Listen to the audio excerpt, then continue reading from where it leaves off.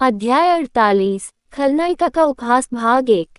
शैल को चिंता होने लगी, कैसे वह उस घोटाले विवाह को दूर कर सकती है। उसने कुछ दिन पहले जो सुना था उस पर दोबारा विचार किया।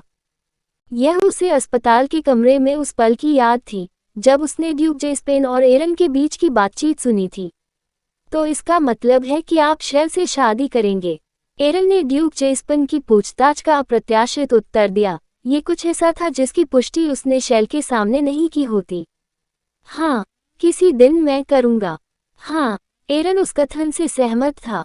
ये भी एक ऐसा उत्तर था जिसे सुनकर वह आश्चर्यचकित रह गई। ये वही एरन था जिसने शैल को कोसते हुए कहा था कि वह एक कुतिया है। तो फिर एरन ने ऐसा उत्तर क्यों दिया?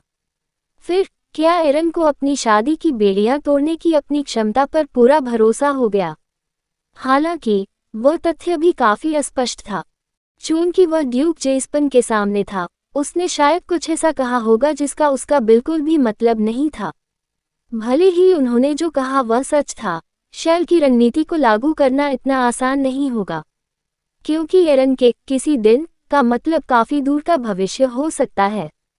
सबसे बढ़कर शैल का इरादा पहले एरन के लिए विवाह शब्द का उल्लेख करने का नहीं था।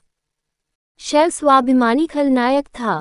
भले ही वह शादी एक नकली शादी थी जिसका उद्देश्य एरन को पीड़ा देना था, वह पहले इसका प्रस्ताव नहीं रखेगी। एरन को पहले उससे शादी के लिए हाथ मांगना था। क्या ये स्पष्ट नहीं था? इससे तय होगा कि कौन ऊपर है, कौन नीचे है। तो मुझे पहले एरन से शादी के लिए कहना होगा। नहीं, मुझे उससे शादी के लिए कहने के बजाय भीख मांगने के लिए कहना चाहिए। शैल ने ऐसा करने का एक तरीका भी सोचा। एक ही रास्ता था, यह एरन को उसके प्रति आकर्षित करने के लिए था। हालांकि शैल को ये पता नहीं था कि यह कैसे करना है। बल्कि शैल की अब तक की हरकतों ने उसे उससे नफरत करने पर मजबूर कर दिया होगा। इसके बावजूद उसे विश्वास था कि वह किसी और की मदद के बिना एरन को बहका सकती है। इतना तो स्वाभाविक था, लेकिन शैल अपनी सीट से उठ गई। वह कुछ ऐसा खोजना चाहती थी जिससे उसकी मदद हो सके। शैल का नेतृत्व करने वाला पहला स्थान पुस्तकालय था, अस्बेल परिवार की लाइब्रेरी। शैल को आमतौर पर किताबें बहुत पसंद नहीं थीं, लेकिन हाल ही में उन्हें किताबों से काफ़ी मदद मिल रही थी। वज़न कम करने की किताबों से लेकर उसकी उंगलियों को मजबूत करने वाली किताबों तक। ये वे किताबें थीं जो उसने मैचटॉवर की लाइब्रेरी में पढ़ी थीं। शैल ने ऐसी किताबों की तलाश शुरू कर दी जो इस बार भी उसकी मदद कर सके। और ऐसी ही एक किताब ने उनका ध्यान खींचा। लोगों को आकर्षित करने और स्नेह विकसित करने के तरीके। एक नज़र में भी ऐसा लग रहा था कि यह एक किताब है जो शैल के लिए बहुत मददगार हो सकती है। बेशक वह वास्तव में एरन के प्रति स्नेहपूर्ण व्यवहार नहीं करना चाहती थी, लेकिन शैल ने किताब उठा ली। अचानक हुए बदलाव डराने वाली बातें थीं। पहले तो वह उसके साथ प्यार से पेश आए और फिर वह अचानक बदल गई। वह पहले से ही कल्पना कर सकती थी कि एरन को इससे कितनी पीड़ा महसूस होगी। शैल सिर्फ एक किताब तक ही नहीं रुके, वह फिर इधर उधर देखने लगी। इस बार शैल का ध्यान एक और किताब पर गया। धकेलने और खींचने के माध्यम से एक पुरुष और एक महिला के बीच संबंध विकसित करने के 999 तरीके। दिलचस्प शीर्षक के साथ शैल ने किताब उठाई। पुशिंग और पुलिंग के माध्यम से एक पुरुष और एक महिला के बीच संबंध विकसित करने के तरीके। पुस्तक का शीर्षक बिल्कुल समझ से परे था। इसका मतलब ये भी हो सकता है कि वह जो सोच रही थी उससे बिल्कुल अलग। यदि इस शीर्षक का अर्थ मेरे अपने विचारों की तरह कुछ भी है, तो मैं एरन को अविश्वसनीय रूप से अच्छी तरह से धक्का दे पाऊंगा। शैल ने सोचा, मैं उसे एक चट्टान के किनारे से भी धकेल सकता हूँ। बेशक पुस्तक के शीर्षक का मतलब यह नहीं था।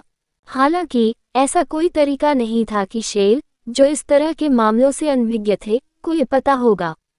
उसके शीर्ष पर शैल के अन्य लोगों के साथ संबंध महान नहीं थे। उसने ऐसे मामलों के बारे में नौकरानियों से ठीक से बात नहीं की थी।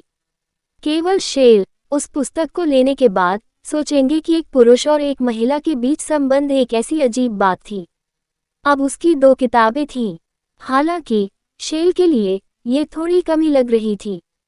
वह एक लालची खलनायक था, इसलिए वह एक अन्य पुस्तक की तलाश में चली गई। 999 एक आदमी को बहकाने के लिए गर्म तरीके। जी, ये किताबें कहाँ से आ रही हैं? शेल ने इसे महसूस किए बिना अपनी किताब निकाली। पिछली 2 पुस्तकों के विपरीत, उसने उत्तेजक शीर्षक के कारण इसे चुना। हाँ, यह एकदम सही है। उसने किताबों को गले लगाया और अपने कमरे के लिए नेतृत्व किया। ये किताबें उसे वह ज्ञान देगी जो उसे चाहिए थी। ये किताबें ऐसी नींव थी, जिन पर वह अपनी भव्य योजना का निर्माण करेगी। उसने किताबों को उस क्रम में व्यवस्थित किया है जिसमें उसने उन्हें चुना था। फिर पहले वाले को हथियाने के बाद, शेल ने किताब खोली। स्पंदन। शेल ने किताब पढ़ना शुरू कर दिया। एरन के आने से पहले अभी भी काफी समय था। एक किताब पढ़ने के लिए उसके पास पर्याप्त समय था, इसलिए उसे ठीक से तैयार करने में सक्षम होना चाहिए। पुस्तक में उल्लेख की गई पहली बात खाना पकाने थी। शेल ने पढ़ना बंद कर दिया, क्योंकि उसने पहले कभी खाना नहीं बनाया था। फिर उसने फिर से किताब खोली। महत्वपूर्ण बात भोजन का स्वाद नहीं है। खाना पकाने में ईमानदारी महत्वपूर्ण है। यहाँ तक कि अगर इसका स्वाद अच्छा नहीं है, तो वह आपके व्यंजन का आनंद लेगा। स्वाद महत्वपूर्ण नहीं है। शेल ने तुरंत और पढ़ना शुरू कर दिया। कहानी समाप्ति।